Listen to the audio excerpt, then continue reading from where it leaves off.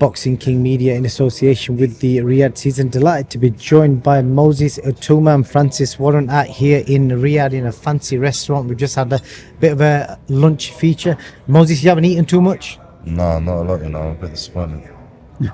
People would be expecting a heavyweight to be like necking food back. You don't eat a lot. Well, they didn't give me a lot. Oh, this boy can eat. With him yesterday, it was quite something. It was, for that scene in Fringe, when I think it was like Joey says at the end, he goes, "You guys are going to be about to see something really special." He can pack it away. Just curious, what did he eat? Oh, eggs, man. salmon, chicken livers, Everything. beef. Everything. Wicked. So we're here, and I reckon, just chatting to Moses off camera, even though he's a Queensberry fighter, I think he's going to be fairly neutral in this 5v5. I think he's going to give predictions on who he thinks is going to win. Francis, I'm not sure. What are you going to give us, like neutral predictions, or are you going to be back Team Queensberry? Let's start with the fight that I think we was talking earlier, Moses. We're unsure on it. Willie Hutchinson, Craig Richards. I'll start with you, Francis. I fancy Willie on that one. I just think he's got some momentum behind him at the moment, and although Craig, got massive respect for him and what he's done, and the fights he's had, the guys he's been in with, I just think Willie's on a bit of a mission at the moment. Listen, if Willie gets taken into sort of 8 and 9, I think it might be a slightly different story. But I do fancy Willie to get in there and put a devastating performance on.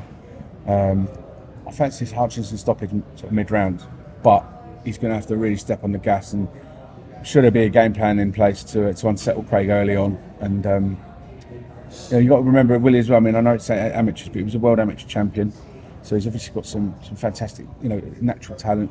He's capable of boxing, but he's found that power and he's found that grit and aggression that wasn't quite there probably when he fought Lennox Clark at super middleweight.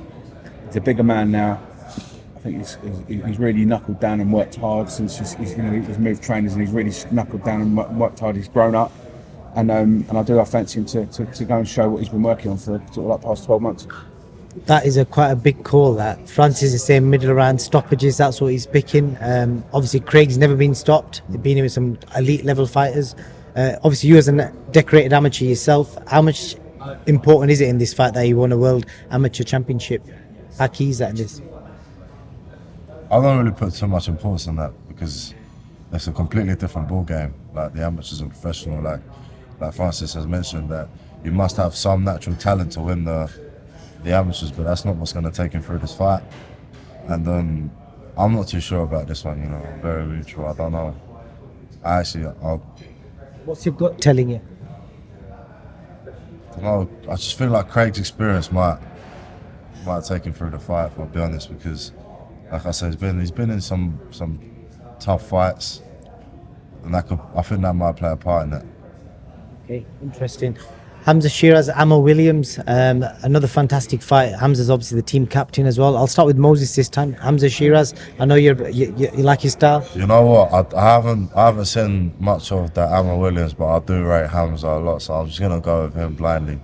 Blindly. So he's picking blindly Hamza Shiraz. You will have seen Amo. Francis, how much of a threat is in this game? Because when I spoke to Frank Smith the other day, they're super confident that Amo stops Hamza Shiraz.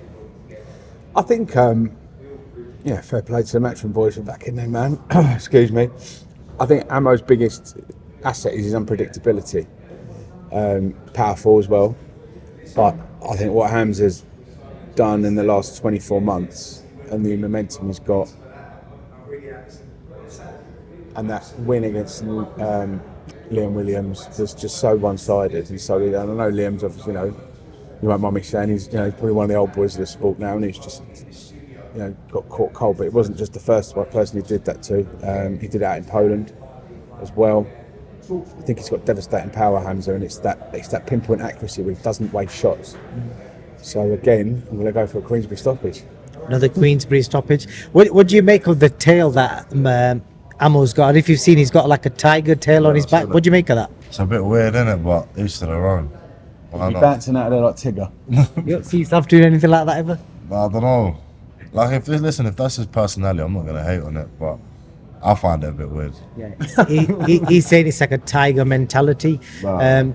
We'll go into the heavyweights. Claws or something, knocked out of the teeth. Yeah, it's interesting because if you want to be a tiger, Yeah. there's so many different things you could do. So second, we got Hergovic Dubois. Interesting fact. We were just talking about it on there, and I've pointed out some things to Moses, because Moses initially was saying Hergovic is a big favourite, but then I pointed out the fact that his two big fights, Zhang and McKenna. Was it McKenna? McKean, sorry. Yeah, he's struggling both of them. Moses, Francis, over to you. What do you think? Byron Hergovic, I think, is the most intriguing fight on the card. It's going to be a tough one up for both guys, and I think that goes the distance, honestly. So I can't keep saying, listen, you're going to go with your gut feeling. I think both guys have got the capability to gain all eventual outcomes. I mean, what I mean is it's a totally 50-50, totally unpredictable fight. Daniel can jab with the best of them. Phillips, doggedly tough. He's one of those guys that will always be there to the very end. And I just think it will be who has the best night on the night. And it might take a mistake or a slip up from one of the other guys, but that's the really intriguing fight for me on the night, and one that I couldn't pick, but I'm obviously going to back Daniel. I respect you for that. You gave quite a fair assessment there, without just going all one way. What do you think? Obviously, the things I highlighted to you earlier, Moses, putting that into the context, what do you think now? I'm not too sure. Like you said, the experience that Daniel got from the Usyk fight, the Jamel Miller fight as well, that could play a part in it, and obviously Point of Miller fight. that could play a good part in there. And then obviously Hergovic, like you obviously stated as well, when he has stepped up, he hasn't really looked as well as the other fighters when he's blown out. So I don't know if I'll be honest. Got instinct. They ain't gonna be happy. I'm gonna go Hergovic. I respect that. Rather, The thing as well, with these guys all fighting each other so regularly, you can sort of overanalyze if you analyse it. Zhang, I thought beat Hergovic, and Philip had an off night. Now, but then obviously Joe Parker's gone in and beat Zhang, but Hergovic and Parker's probably a 50-50. So do you know what I mean? I think it's a very, very fine line between. and the Dempsey McKean fight as well. That was quite a hard fight for Hergovic. Yeah, I agree with that. So I think it's a very fine line between a W and an L, and it will literally be who gets the slight edge on the night. This is what we want. I do fancy Daniel. I do fancy you, mate. But this is what we want. We want like neutral opinions. I do think it's a pick and fight. If I was totally neutral, I would back Daniel. But only slightly, just because they're both fantastic fighters. They've both got great pedigree. Both been in a very, Daniel's obviously been on the bigger stage, obviously fighting Usyk, and he was doing well in that fight. So maybe that plays a part in it. He knows how to sort of, maybe hold back a bit rather than, because he ran out of steam, didn't he, Daniel? Against Usyk, and Usyk, as we know, makes you work a million miles an hour. For the whole fight, I think Daniel's run out of steam, so maybe that'll play a part in gaining some experience at that elite level, that he might hold a bit back in the tank and push in the later rounds. So two more to go. I asked your dad the other day if he could pick a vice captain, who he'd pick, and he picked Nick Bull. He said he'd be my vice captain. Raymond Ford, there's rumours that he's struggling with the weight. He's been walking around all this week with like heavy layers on. Don't know if that's mind games or if that's real, but I'll start with you, Moses. What do you think of Raymond Ford, Nick Bull? I haven't watched too much of Raymond Ford. Obviously, I've seen a bit of Nick Bull. I've watched a bit. I don't know. Like I said, I'm gonna go blindly again with Nick Bull, but I'm not really confident in my answer because I haven't really watched that Raymond Ford. But so let me not give an answer. Let me go a draw. So I don't know obviously. Well, they're both coming off hard fights, Francis. You'll have seen Raymond's last fight. Yeah, he had a back and forward war, and Nick, a lot of people think should be a world champion right now. So do you think he'll be able to capitalise on this moment right now, another world title shot? Again, it's interesting because I think let me run through it quickly. They both have on the card. They're both the two guys with the most recent world title fights in terms of you know, going straight from one to straight into another one. Both guys. I think I'm right in saying that. And for me, that makes it probably the elite fight on the card in terms of, you know, current rankings, current stature.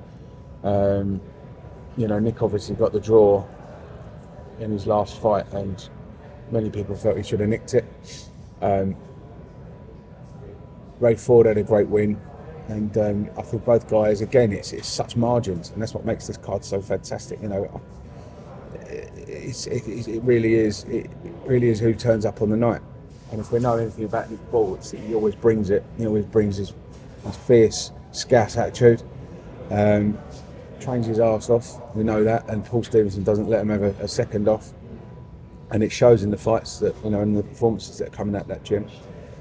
And again, I just, you know, I do think Nick brought on points.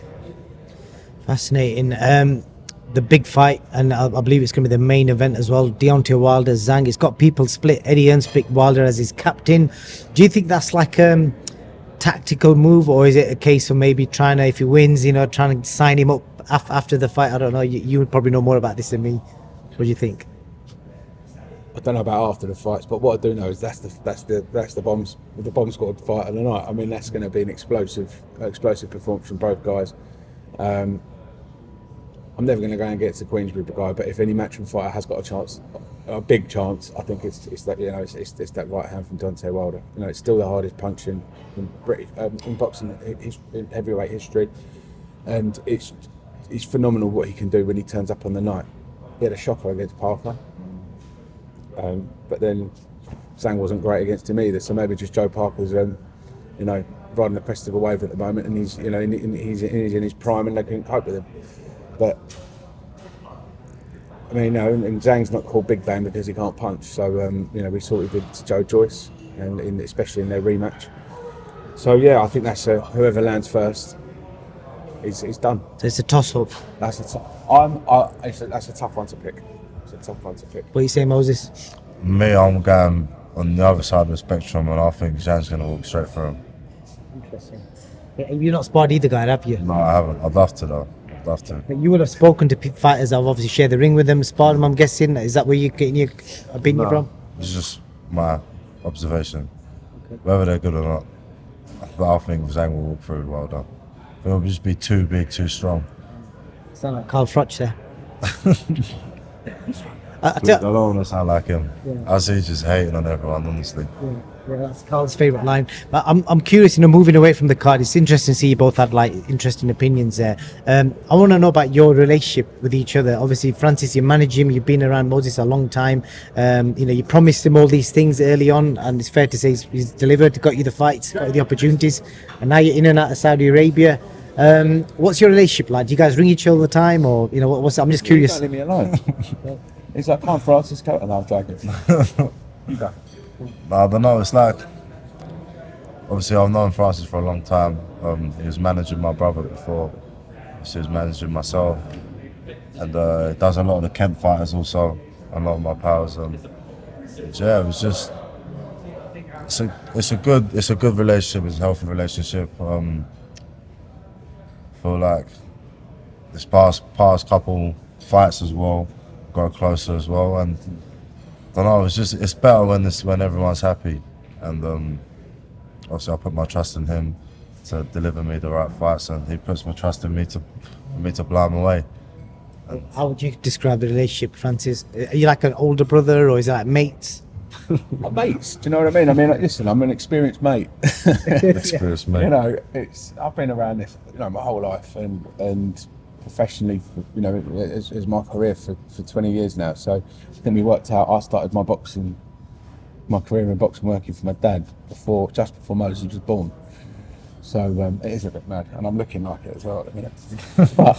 but you know, it's a great relationship. We, you know, obviously we do catch up during the week, and don't drive each other up the wall, because I think we're both confident in each other that we're just getting on with what needs to be done. It's not like, oh, well, have you done this, have you done that, vice versa. Everyone, you know. And he's got a terrific family around him, very supportive, and I think it's important to Moses as well that I get on with the family, because they're a unit as well together. and I think that some people click and some people don't, and we definitely get each other. We have a great laugh. We have a great time together, and we spent quite a bit of time together over the past 6 months. Any fallouts yet? No, just over the ringwalk music. Share the story. What happened? Oh, some of the stuff I send him, he just replies with laughing faces. I'm like, mate, don't do that.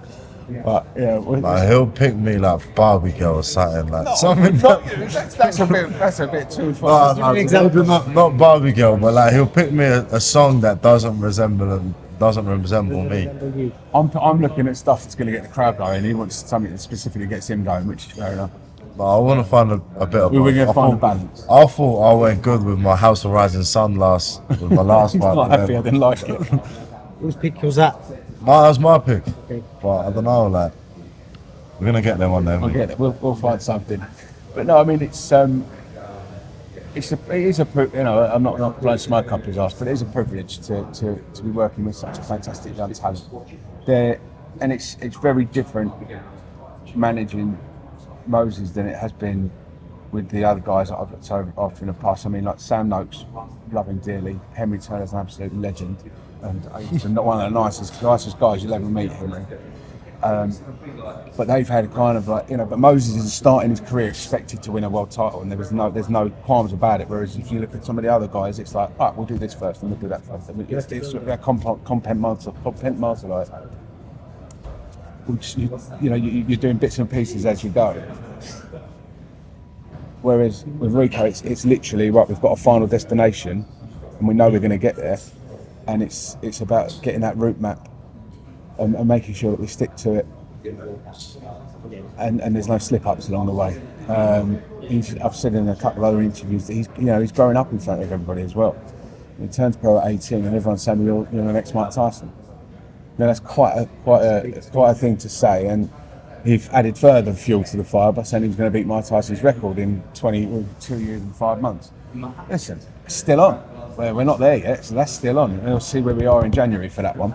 But the fact that he put his neck out on the line and said to the world, "I can do it," it's just his testament to his ambition and where he knows he can get to. I would refer to a youngster, say for a football club. If you ask them when they sign their pro forms at Arsenal or Man United or not Man United at the minute, Man City, what do you want to do in your career? They're not going to say, I just want to win the League Cup. I want to win the Champions League, Premier League, play for my country and win the World Cup. That's what you ask any professional football, and that's what he's done. He's stuck his neck out on the line. So I've been tasked with quite a job of not just managing everyone else's expectations, but to make sure that he doesn't get carried away with that's the end result. And I think that we're in a good place at the moment where we know the next 2 or 3 fights are ranking building. There are names out there that we've got our eye on, and it's not calling people out, but I think we're in the mix now with Schwartz, Dempsey McKean, Justice Hooney. I think I'd like a British title for him in December or January.